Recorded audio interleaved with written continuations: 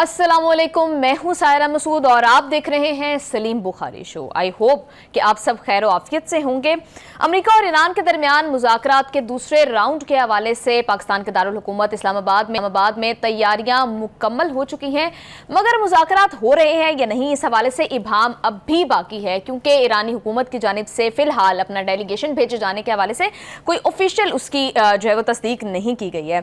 और फिर इस सारी सिचुएशन में जिस तरह के बयान, जिस तरह की ट्वीट्स डोनाल्ड ट्रंप की जानिब से धड़ाधड़ आ रही हैं, जिस तरह की शराइत वो रख रहे हैं, उसने इस सारे सफारतकारी के प्रोसेस को, इस हल को जो है वो ऑलरेडी खतरे में डाल दिया है। और फिर अब जो है वो डोनाल्ड ट्रंप बहुत सारी डिमांड्स जो है वो अनरियलिस्टिक डिमांड्स ईरान से कर रहे हैं, और शायद उनकी स्ट्रैटेजी ये है कि डरा के धमका के ईरान को निगोसिएशन टेबल पर लाया जाए और अपनी मर्जी की डील मनवा ली जाए। मगर क्या ये स्ट्रैटेजी काम भी करेगी? क्या ईरान मुज़ाकरात की मेज पर आएगा, पाकिस्तान आएगा, और क्या हम मुज़ाकरात का दूसरा राउंड विटनेस कर रहे होंगे, या फिर सीज फायर जो कि तकरीबन आज सुबह 5 बजे खत्म होने वाली है, उसके बाद जंग के एक और मरहले का सामना कर रही होगी पूरी दुनिया? तज्जिए के लिए बढ़ते हैं सलीम बुखारी साहब की जानिब। बुखारी साहब कैसे हैं आप? जी वालेकुम सलाम। सायरा कैसी हैं आप? मैं बिल्कुल ठीक ठाक हूँ बुखारी साहब। बुखारी साहब, अगेन कल बहुत सारे जो है अमरीकी मीडिया उसको रिपोर्ट कर रहा है, CNN ये बात कर रहा है कि बुध के दिन यानी कल सुबह जो है मुज़ाकरात होंगे। इस्लामाबाद में तैयारियां भी मुकम्मल हैं, सिक्योरिटी के हवाले से तमाम तर इंतजाम पाकिस्तान कर चुका है।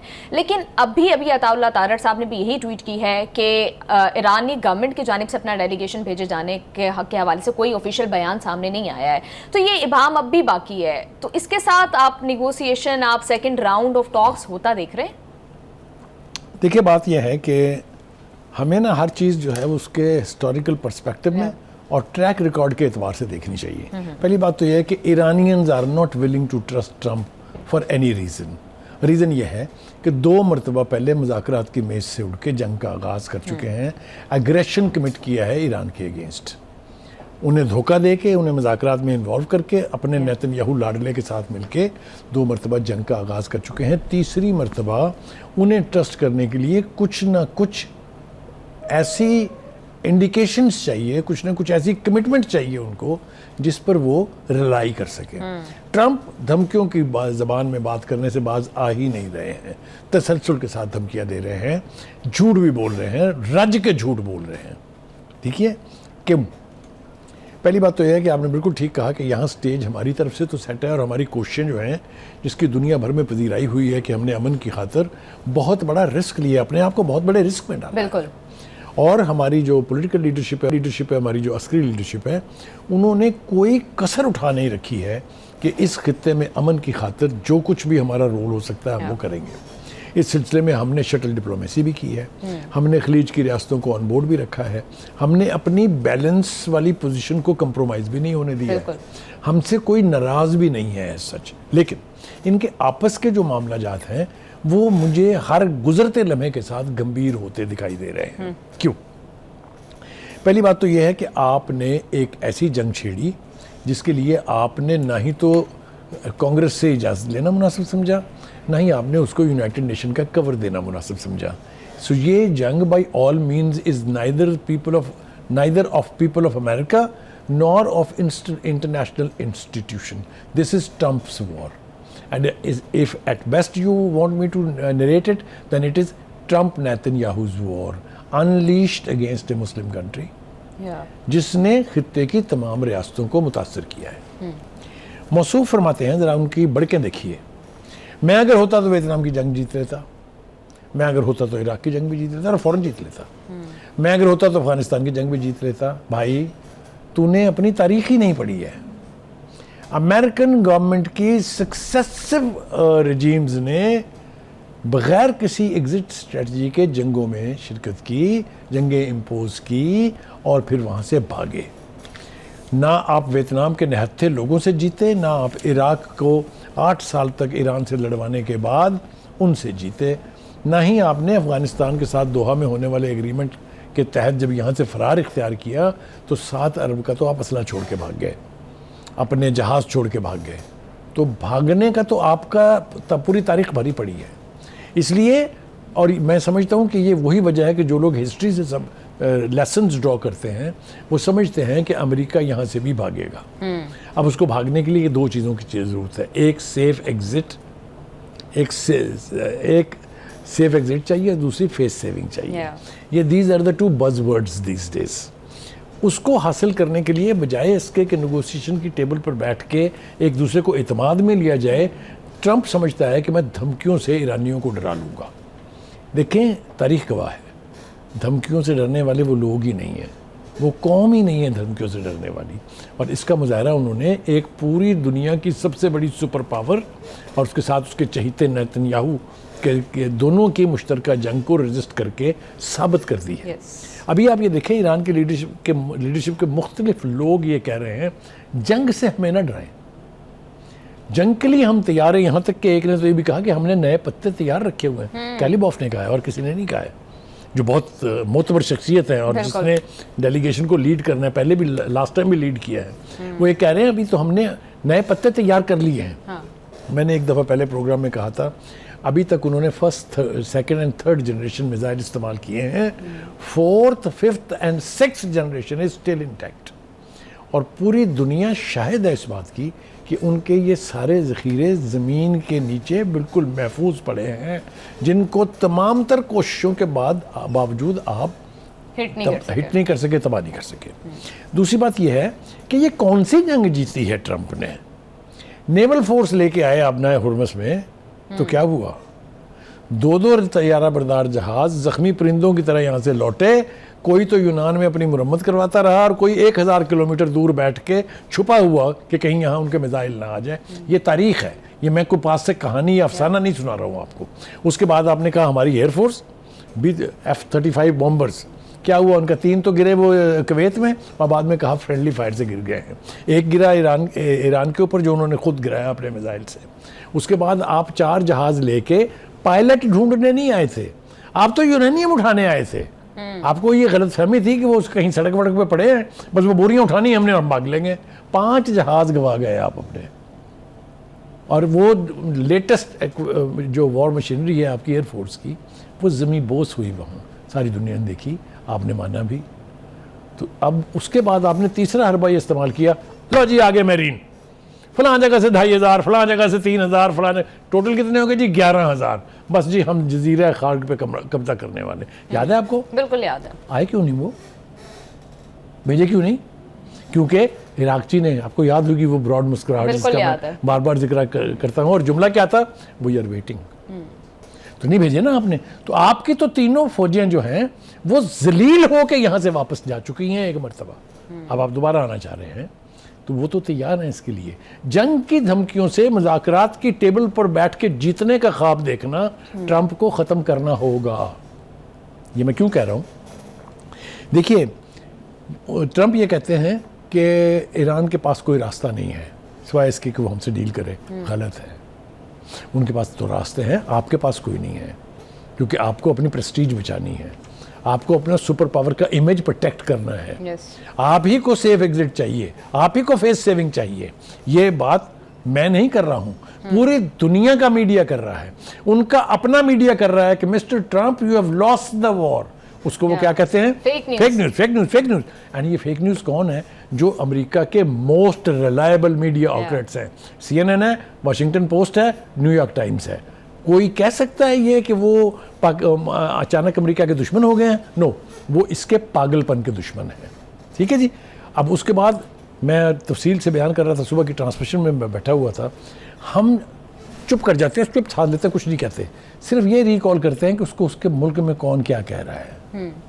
उनको सबसे पहले Kamala Harris, who was a presidential candidate, who was previously speaker, उसने क्या कहा? देखा, एक पागल शख्स ने पूरी कौम को कौम की मर्जी के खिलाफ अपने इख्तियारात का नाजायज़ इस्तेमाल करते हुए जंग की भट्टी में झोंक दिया। Is that right? उससे पहले हिलरी क्लिंटन ने क्या कहा? ये बड़े टावरिंग पर्सनैलिटीज़ हैं। उन्होंने भी प्रेसिडेंशियल इलेक्शन लड़ा था, वो भी फॉरेन मिनिस्टर रह चुकी हुई हैं। तो कहने का मतलब ये है, अब सर वो बर्नी सैंडर का तो मैं बताऊंगा, तो वो तो जो ज़ुबान इस्तेमाल करते हैं वो तो मैं यहाँ कर भी नहीं सकता, जो उसके बारे में कहते हैं वो।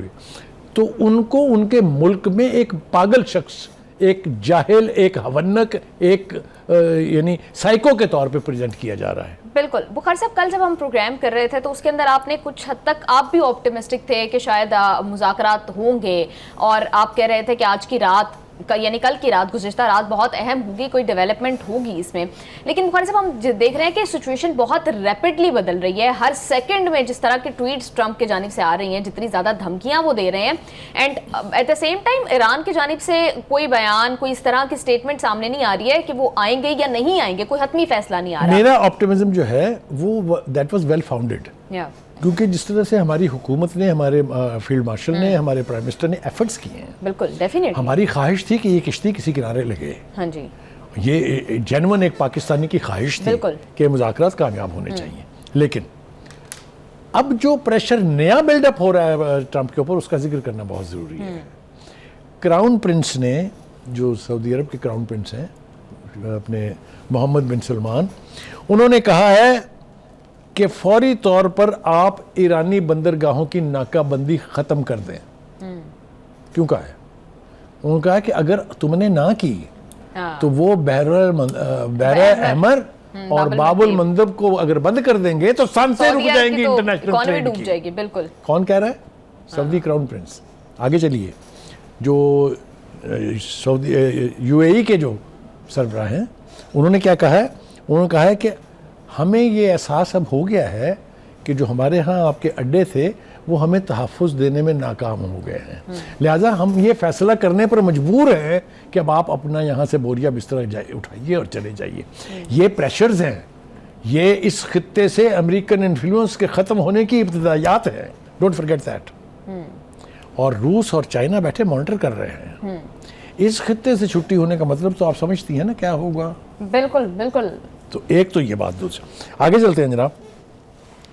जो सबसे इम्पोर्टेंट बात है वो ये है कि फ़ौजी क़ुव्वत को इस्तेमाल कर लेने के बाद ट्रंप के पास एक ही ऑप्शन था कि पाकिस्तान की प्रोवाइडेड ये अपॉर्चुनिटी जो है वो ये कि कुछ लो कुछ दो की सूरत हाल पैदा करके एक ग्रेस अपने लिए भी बचा लेते और एक ग्रेस इरानियंस को भी देते, क्योंकि जिनकी नस्लें तबाह की हैं आपने, जिनकी प्रॉपर्टी का बेड़ा गर्क किया, उसको गज़ा में लाने की कोशिश की है, जो आप दावे करते हैं कि हमने उनकी नेवी ख़त्म कर दी, हमने उनकी न्यूक्लियर प्रोग्राम ख़त्म कर दिया, हमने ये कर दिया, उसको भी तो सेफ एग्जिट चाहिए या नहीं चाहिए?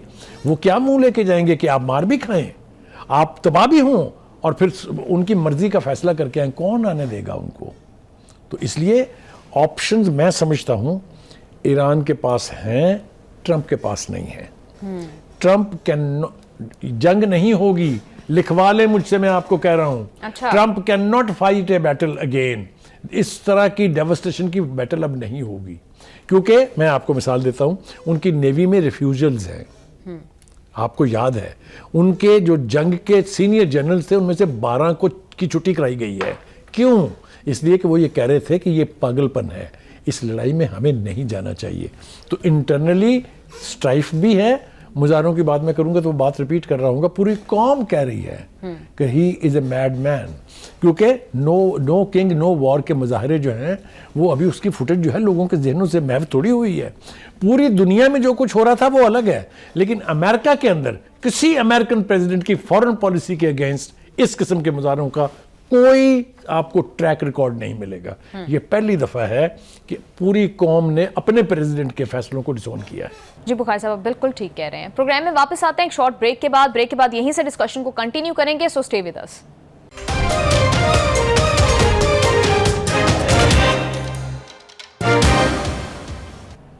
Welcome back to the show. Bukhari साहब, ऐसे में जब ट्रंप ये कह रहे हैं कि सीज फायर को एक्सटेंड करने का कोई इरादा नहीं है, इसका इम्कान नहीं है, नियरली इम्पॉसिबल है, तो फिर आप समझते हैं कि जंग भी दोबारा नहीं होगी, अब तक मुज़ाकरात के हवाले से भी कुछ क्लैरिटी नहीं है, तो फिर सिचुएशन क्या होगी, किस तरफ जाएगी? देखिए, ग्राउंड रियलिटीज़ और झूठ, इसका कोई मुकाबला नहीं है।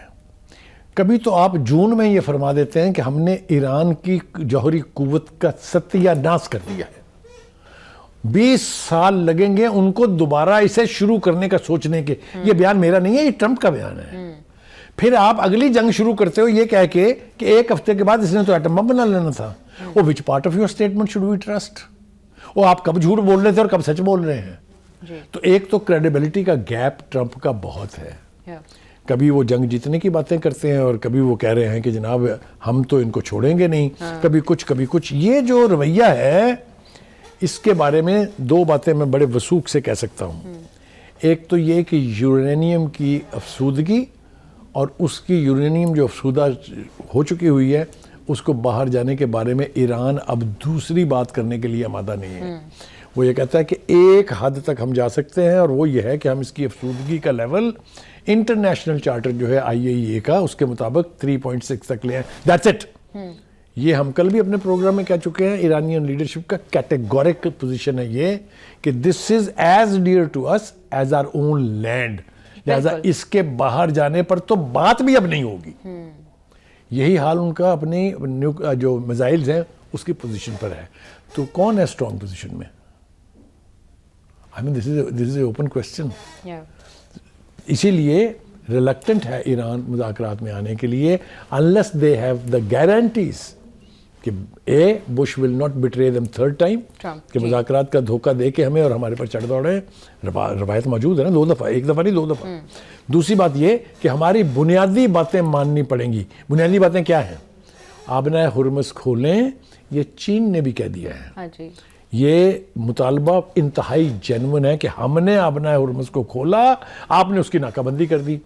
ट्रंप इज गिल्टी कि ये जो आबना हुर्मुज़ बंद हुई थी ये उसकी इम्पोज जंग की वजह से हुई थी, उससे पहले तो खुली थी ना।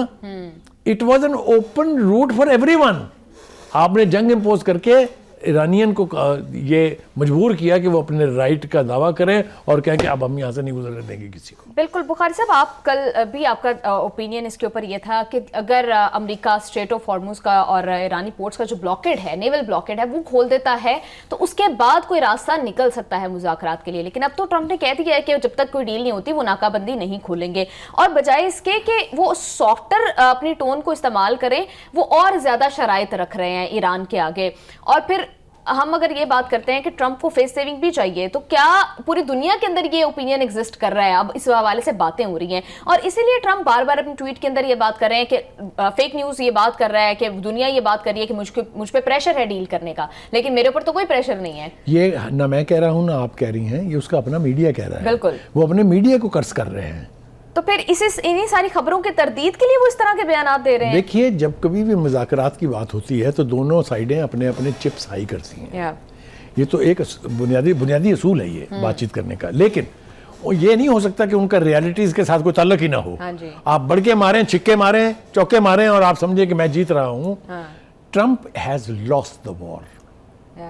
इसको आप किसी डिफेंस एनालिस्ट से पूछ के देखिए। मैंने जितने तबसरे सुने हैं, मैं जितनी दुनिया की एनालिसिस सुन रहा हूँ, सब में यह है कि Trump has lost the war जी, क्योंकि अपनी पूरी कुव्वत के साथ उसका ख्याल ये था कि Iran will be Venezuela, Iran will be Greenland और ईरान विल बी क्यूबा, जो इशारे कर रहे हैं ना कि वो वहाँ भी जाएंगे। उसके सर पर भूत सवार है कब्जे का। ये भूत उतर जाएगा बहुत जल्दी, इसलिए कि ईरान इसको गलत साबित करने जा रहा है और ये गलत साबित होगा। Iran is not going to give in so easily. आप ज़रा देखिएगा सही कि इस दफ़ा अगर जंग छुड़ी या दोबारा शुरू हुई तो नक्शे क्या बनते हैं। बिल्कुल बुखारी साहब, वैसे आपको लग रहा है कि जंग होगी दोबारा? क्योंकि अगर सीज फायर एक्सटेंड नहीं होगा, मैंने आपसे कहा जंग नहीं होगी इसलिए कि जो आजमाने थे अपने बाजू वो करके देख चुके हैं और वो बकौल शायर के न तलवार उठेगी न खंजर उठेगा, ये बाजू मेरे आजमाए हुए हैं। हाँ, क्या बात है बुखारी साहब। इस सारी सूरत हाल में ट्रंप ने एक और बात की है। वो कह रहे हैं कि ईरान के साथ ऐसी डील होगी जो बाइडेन ने नहीं की, जो ओबामा ने नहीं की। वो अपने डेमोक्रेट्स को भी आड़े हाथों ले रहे हैं, उनके ऊपर भी तनकीद कर रहे हैं और वो कह रहे हैं JCPO से ज्यादा बेहतर डील होगी और JCPO पे तनकीद कर रहे हैं कि इसने ईरान को जौहरी हथियार बनाने का सेफ पैसेज प्रोवाइड किया है। देखिए, ये इतना बड़ा अहमक शख्स है कि ये अपनी पूरी जनरेशन ऑफ प्रेसिडेंट्स को कह रहा है कि वो तो लोग पागल थे, वो तो बेवकूफ़ थे। बस ये एक यही अक्लमंद रह गया था जिसको उसकी पूरी कौम कह रही है कि ये पागल है। तो कहने का मतलब ये है कि it's a competition between him and his own nation, जो कह रहे हैं कि इससे किसी खैर की तवक्को नहीं है।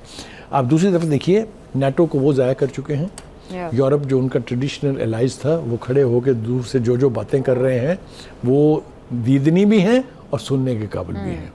अभी मुख्तलिफ आवाज़ें जो आ रही हैं, वो हंगरी के जो प्राइम मिनिस्टर नए आए हैं, जिन्होंने शिकस्त दी है यानी जो ट्रंप के चहीते थे उनको, वो कहते हैं नेतन्याहू ने अगर हमारी सरजमीन पे पांव रखा तो हम गिरफ्तार करेंगे उसको, because international court of justice के ऑर्डर देंगे and we will implement these order. Not only that, उसने कहा जो पिछले प्राइम मिनिस्टर ने फैसला किया था कि हम इस इंटरनेशनल कोर्ट ऑफ जस्टिस से वापस हो जाएंगे, निकल आएंगे, ये फैसला भी हम मनसूख करने जा रहे हैं। तो आप जरा देखिए तो सही कि इस ट्रंप की हमाकतों की वजह से दुनिया क्या हो रहा है। जी बिल्कुल बुखारी साहब, और फिर मिड टर्म इलेक्शंस का प्रेशर भी तो है डोनाल्ड ट्रंप के ऊपर, क्योंकि जिस तरह से हम बात करते हैं कि एक तो पहली बात ये कि ट्रंप की लास्ट टर्म होगी ये, एंड सेकेंडली ऑब्वियसली मिलिटरीली तो वो हार चुके हैं, तो उनकी कोशिश है कि निगोसिएशन टेबल को जो है वो इस्तेमाल करके जो ऑब्जेक्टिव्स वो मिलिटरीली हासिल नहीं कर सके उन्हें हासिल कर लिया जाए, वरना वो मिड टर्म इलेक्शंस हार जाएंगे। तो इसलिए डोनाल्ड ट्रंप जो है किसी भी लिमिट तक जा सकते हैं। देखिए उनके बस में अगर होता तो वो सब कुछ कर चुके होते हैं, लेकिन जिस तरह की रेजिस्टेंस की तारीख रकम की है ईरान ने थ्रू ओनली देयर मिसाइल्स, आप देखिए उसकी 3 फोर्सेस हैं, land troops, air force and navy, जो दुनिया की ताकतवर तरीन समझी जाती हैं। उनमें से 2 तो इस्तेमाल करके देख ली ना, तीसरे तो डर के मारे वैसे ही नहीं आए। और मद्दे मुकाबिल सिर्फ ईरान का मिसाइल प्रोग्राम, सिर्फ ईरान का मिसाइल, अंदाजा कीजिए द फेट, ये इसको कहते हैं तकदीर के फैसले जो है ना, वो जो ऊपर बैठ के करता है, वो अबाबीलों से अगर हाथियों की फोर्स को मरवा देता है तो मिसाइल जो है उसने जो बेड़ा गर्क किया है अमेरिका की मिलिट्री मिथ का, वो सबके सामने है। बिल्कुल बुखारी साहब, और फिर अमेरिका की इन धमकियों के ऊपर ईरान का अब क्या रिएक्शन है, उस पर ब्रेक से वापस आकर बात करेंगे, हमारे साथ ही रहिएगा।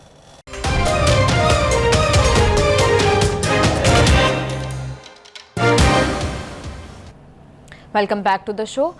बुखारी साहब, हमने देखा कि अमेरिका की जानिब से जो धमकियां दी जा रही हैं उसके ऊपर ईरान का जो स्टैंड है वो तो ये है कि धमकियों के साए में तो हम मुज़ाकरात नहीं करने वाले। इवन पाकिस्तान की जानिब से कॉन्स्टेंटली कांटेक्ट किया जा रहा है ईरानी लीडरशिप को, हमारे वज़ीर ख़ारजा ने भी कांटेक्ट किया और उसमें भी अब्बास अराग़ची साहब ने यही बात की कि जो सीज़ फायर की वायलेशंस हैं और जिस तरह से अमेरिका धमकियाँ दे रहा है, ऐसे में तो सफारती हल नहीं निकलेगा इस मामले का। और फिर स्पीकर साहब तो यहाँ तक कह रहे हैं कि मुज़ाकरात की मेज़ को सरेंडर की टेबल के लिए जो है वो अमेरिका इस्तेमाल कर रहा है। तो ऐसे में ईरान आपको लगता है कि आएगा मुज़ाकरात के लिए? ये जो जितनी भी प्रेसिडेंट ट्रंप की टपूसियाँ हैं उसके जवाब में ईरानियन लीडरशिप ने बाकायदा रिस्पॉन्सिबल अंदाज से उसको रिस्पॉन्ड करने की कोशिश की है। सबसे पहले तो ईरानियन प्रेसिडेंट सदर मसूद पुज़कियान कहते हैं कि अमेरिका पर तारीखी अदम एतमाद मुज़ाकरात की राह में सबसे बड़ी रुकावट है। फिर वो ये कहते हैं कि अमेरिका दरअसल ईरान से हथियार डालने का मुतालबा कर रहा है, लेकिन ईरान किसी भी किस्म के दबाव या ताकत के सामने सर नहीं झुकाएगा, ये प्रेसिडेंट कह रहा है। आगे चलिए, आपने इराक़ची ने क्या कहा है वो आपने बता ही दिया है, लेकिन वो भी कह रहे हैं कि अमेरिका के गैर कानूनी इक़दामात और मुतज़ाद बयानात सफारतकारी के रास्ते में सबसे बड़ी रुकावट है जी। लेकिन सबसे इम्पोर्टेंट बात की है स्पीकर ईरानी पार्लियामेंट कालिबॉफ ने, जो मुज़ाकरात के हेड थे जब पहला राउंड हुआ है, वो ये कहते हैं कि धमकियों के साए में मुज़ाकरात किसी सूरत कबूल ही नहीं है। आना जाना तो छोड़ दें, वो कहते हैं हम इसको मानने के लिए तैयार नहीं हैं। फिर वो कहते हैं कि ट्रंप मुज़ाकरात की मेज़ को हथियार डालने की मेज़ में तब्दील करने की कोशिश कर रहा है। ये भी ईरान ना कभी होने देगा ना ही ये बर्दाश्त करेगा। इससे ज़्यादा इम्पॉर्टेंट बात उन्होंने की कि मुज़ाकरात की मेज़ पर दबाव के हरबे से नताइज नहीं मिलते, ईरान धमकियों के साए में मुज़ाकरात की पेशकश ही कबूल नहीं करता। हम ये पेशकश कबूल करने के लिए तैयार नहीं। And the most important thing और most horrible thing that he has said, पिछले 2 हफ्ते के दौरान ईरान ने मैदान जंग में नए पत्ते दिखाने के लिए खुद को तैयार कर लिया है। कहता है वो जो गिदर भपकी है ना, मैं जंग शुरू कर दूंगा, उसका जवाब भी दे दिया उन्होंने कि वो यार रेडी, इस 2 हफ्ते में हमने काफ़ी सारा काम किया है। एक उसके बाद आप देखिए सैयद खतीब ज़ादे हैं नायब वज़ीर ख़ारजा, उन्होंने इंपॉर्टेंट बात की है। वो कहते हैं अमेरिका के पास इसके सिवा कोई चारा नहीं कि वो हद से बढ़कर किए जाने वाले मुतालबात तर्क करे और ईरानी इमाम के हकूक़ का एहतराम करे। देखें, मैंने कहा कि कैंडिड व्यू है, हवा में नहीं, छक्का नहीं है, कैंडिड व्यू है। उसके बाद कहते हैं कि अमेरिका जंग करके देख चुका, जो मैं कह रहा था बिल्कुल आपके वाला पॉइंट, कि वो जंग के रास्ते पर रहकर कुछ हासिल करने की सोच में हो, मगर इस बहरान का वाहिद हल सफारतकारी है। यानी you can not have anything under the sword, you have to sit with us and talk to us. आगे चलिए, वो जो सरबराह हैं लंबिया हेडक्वार्टर्स के, उन्होंने कहा कि मुखालफिन की किसी भी जारहाना कार्रवाई का फैसला कुन जवाब देने के लिए तैयार बैठे हैं। पोजीशन ऑफ वीकनेस से नहीं बोल रहे हैं वो। उसके बाद वो जनरल अब्दुल अली नाम है उनका, वो कहते हैं अपना हुर्मुज़ पर ईरान का कंट्रोल मजबूत है, अमेरिकी सदर डोनाल्ड ट्रंप को ज़मीनी सूरत हाल के बारे में गलत बयानियाँ बनाने की इजाज़त भी नहीं देंगे। सो ये देखिए कितना कैंडिड व्यू है, कितना रिस्पॉन्सिबल रिस्पॉन्स है टू द सिचुएशन। ईरान तो यहाँ तक कह रहा है कि जो उनकी शिप पकड़ी गई है उसके ऊपर जो बमबारी हुई है उसका भी ईरान ने भी जवाब देना है। अब वो शिप के हवाले से आप कुछ कहने वाले थे, वो भी बिल्कुल साथ ही बयान कर रहे हैं। हाँ जी बिल्कुल बुखारी साहब, वो शिप के हवाले से जो है ना डोनाल्ड ट्रंप ने एक इंटरव्यू दिया है और उस इंटरव्यू के बहुत सारी ऐसी बातें की हैं जिसमें वो ये कह रहे हैं कि कुछ उसमें ना बड़ा गलत मवाद जो है उन्होंने पकड़ लिया है और वो शायद चीन की तरफ से आ रहा था। जी बुखारी साहब, एक तरफ तो स्पीकर पार्लियामेंट बाकिर कालिबाफ साहब कह रहे हैं कि कुछ नए पत्ते तैयार कर रखे हैं, दूसरी तरफ ट्रंप साहब कह रहे हैं शिप जो पकड़ी है उसके अंदर कुछ ऐसी चीजें थी जो चीन की तरफ से तोहफा आ रही थी और बहुत अच्छी नहीं थी। पहली बात तो यह है कि चीन और ईरान के आपस में क्या ताल्लुकात हैं, क्या मुआहदे हैं, उसके ट्रंप साहब मामा जी नहीं लगते जी।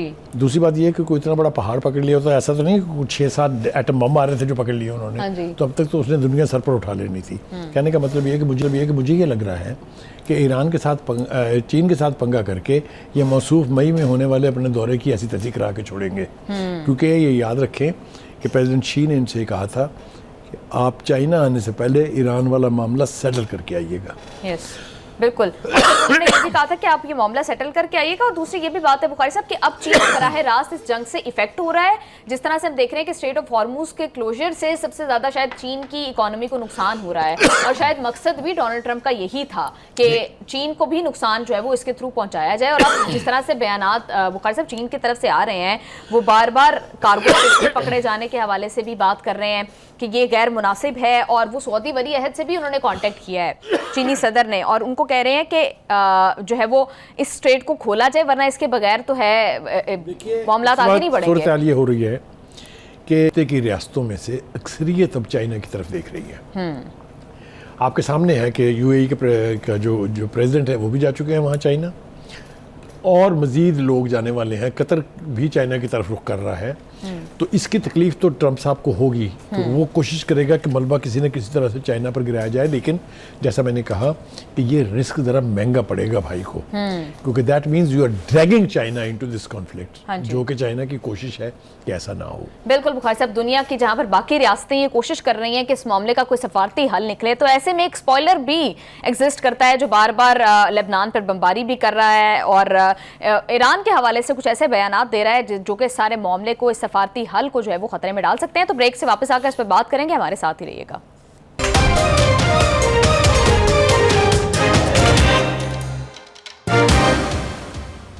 Welcome back to the show.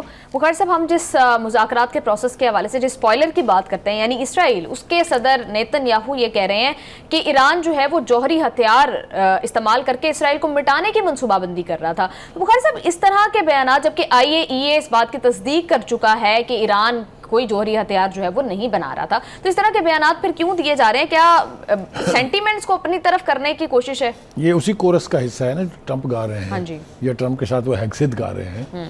ये उसी तरह क्या एक प्रोपेगेंडा है, एक बाकायदा एक कॉन्सेप्ट जो है वो डेवलप किया गया और दुनिया को ये तासुर देने की कोशिश की गई कि ये तो जनाब एटम बम आया सो आया हमारे घर में। जबकि जैसा आपने ठीक कहा कि IAEA से लेके और पूरी ईरानियन लीडरशिप बार बार कहती रही कि ना ऐसा हमारा कोई इरादा है, ना हमें इसकी कोई ज़रूरत है। हैविंग सेड दिस, जिन जिन मुल्कों ने कहा कि हमें ईरान से ख़तरा है, किसी के ऊपर हमला किया ईरान ने? कोई रवायत है ऐसी? तो कहने का मतलब ये है कि ये उसी प्रोपेगेंडा कैंपेन का हिस्सा है।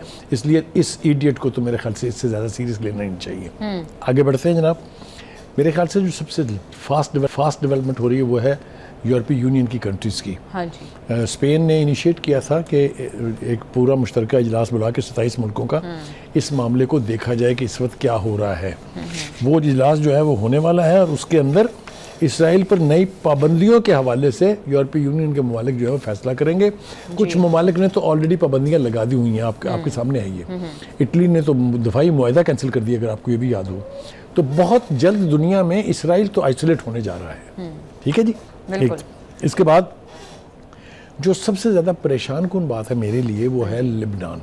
बिल्कुल। लिबनान को ब्लीडिंग वूंड के तौर पे छोड़ा गया, कोशिश की गई कि उसको निकालें। और ये जो बंदर नाच रहे हैं वहाँ रोबियो की उंगलियों के ऊपर वो तारें जो हैं, जिस तरह वो मदारी नहीं करते वो जो पपेटरी जो करते हैं उसकी तरह से। देखिए Lebanon can not be left out.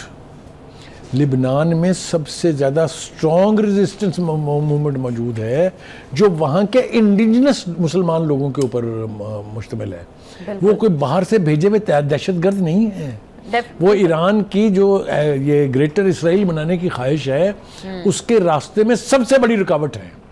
क्योंकि जिस दिन वहाँ से हिजबुल्लाह को ख़त्म खुदा ना खास्ता किया गया, लेबनान का प्रेसिडेंट तो वॉलंटियर करेगा कि हम इसराइल का हिस्सा बन जाए। बिल्कुल बुखारी साहब, और अभी की लेटेस्ट अपडेट ये है कि पाकिस्तान, ज़रा से ऑब्वियसली खबर आ रही है कि पाकिस्तान जो है वो सीज़ फायर में तोसी की दरख्वास्त कर रहा है, अमेरिका से भी और ईरान से भी ऑब्वियसली इस हवाले से बात हो रही होगी। तो मुझे तो लगता है बुखारी साहब अमेरिका खुद कॉल करके पाकिस्तान को कहता है कि यार सीज़ फायर की दरख्वास्त कर दो, ईरान तो प्रेशराइज नहीं हो रहा। देखिए, मैंने कहा कि सूरत हाल इतनी गंभीर होती जा रही है कि उससे फिर निकलना भी मुश्किल होगा। तो अभी तो रास्ते हैं, ये रास्ते वक्त गुजरने के साथ साथ बंद होते जाएंगे। अगर सीज़ फायर से पहले सीज़ फायर एक्सटेंड नहीं होती तो ज़रा आप सिनारियो का तस्वर करें कि नेतन्याहू जैसा बेवकूफ़ जाहिल आदमी कोई भी एडवेंचर करके पूरे खित्ते को फिर से आग की लपेट में जो है वो डाल सकता है। हर चंद के इस दफ़ा जो जूत पड़ने हैं उनको उसका है, क्योंकि पूरी कुव्वत आजमाई जा चुकी है। अब ये पीस मील में अगर कोई एडवेंचर करेंगे तो उसका नतीजा भी बहुत नेगेटिव निकलेगा। बिल्कुल बुखारी साहब, लेट्स होप कि सैनिटी जो है वो प्रिवेल करे, क्योंकि पाकिस्तान और इस्लामाबाद मुज़ाकरात के लिए अपने मेहमानों को होस्ट करने के लिए मुकम्मल तौर पर तैयार है। और आई होप कि ईरान की जानिब से भी जो है वो इसका पॉजिटिव जवाब दिया जाए और निगोसिएशन टेबल के ऊपर दोनों फरीकैन जो है वो बैठें। प्रोग्राम का टाइम हो गया ख़त्म। See you all tomorrow, take care, अल्लाह हाफ़िज़।